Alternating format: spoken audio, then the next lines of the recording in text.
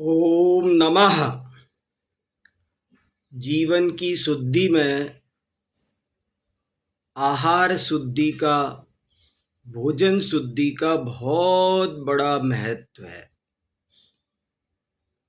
बहुत बड़ा योगदान है।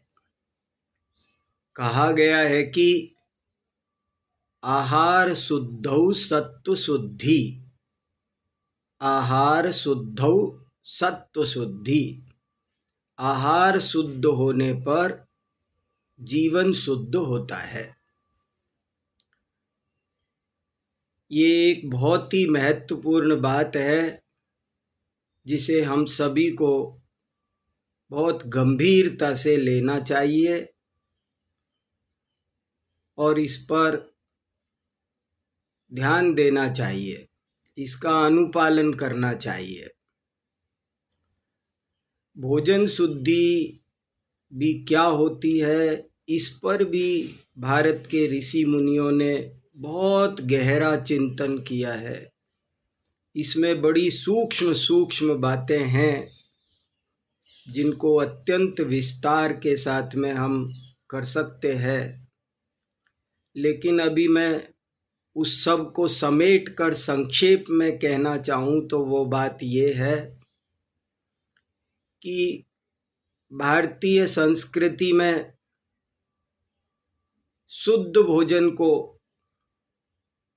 और उसके स्थान को, रसोई को चौका कहते हैं।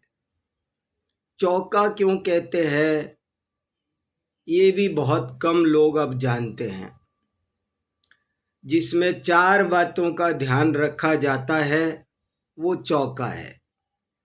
और वे 4 बातें क्या है?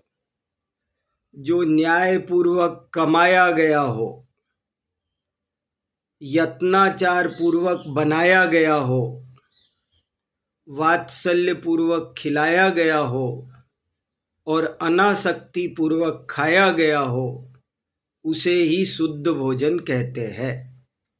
ये शुद्ध भोजन का वास्तविक चौका है। हमारा देश एक धर्म प्रधान देश है, अध्यात्म प्रधान देश है। इसमें हर क्रिया में धर्म और अध्यात्म तिल में तेल की भांति भरा रहता है। प्राय लोग भोजन शुद्धि के नाम पर बाह्य शुद्धि तो थोड़ी बहुत फिर भी कर लेते हैं, लेकिन ये धार्मिक शुद्धि, आध्यात्मिक शुद्धि भी उस भोजन की अत्यंत आवश्यक है। तभी भोजन पूर्ण रूप से शुद्ध कहा जा सकेगा और तभी वो हमारे जीवन की शुद्धि में अपना योगदान कर सकेगा। मुझे ये परिभाषा बहुत ही अर्थगर्भित लगती है कि जो न्यायपूर्वक कमाया गया हो, यत्नाचार पूर्वक बनाया गया हो, वात्सल्य पूर्वक खिलाया गया हो और अनासक्ति पूर्वक खाया गया हो, उसे ही शुद्ध भोजन कहते हैं। मुझे लगता है हमारे सारे धर्म ग्रंथों का सार, संपूर्ण ग्रंथों का सार इन 4 बातों में छुपा हुआ है। और मुझे पूर्ण विश्वास है कि यदि हमारे भारतवासी, सभी भारत के निवासी यदि इस बात को माने तो 1-2 महीने में भारत की तस्वीर बदल सकती है।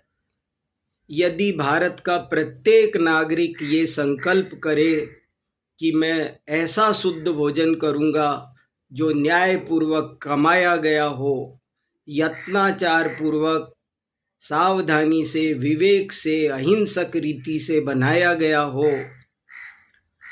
वात्सल्य पूर्वक खिलाया गया हो और अनासक्ति भाव से, आध्यात्मिक भाव से जिस भोजन का ग्रहण किया गया हो, वही भोजन शुद्ध भोजन होता है।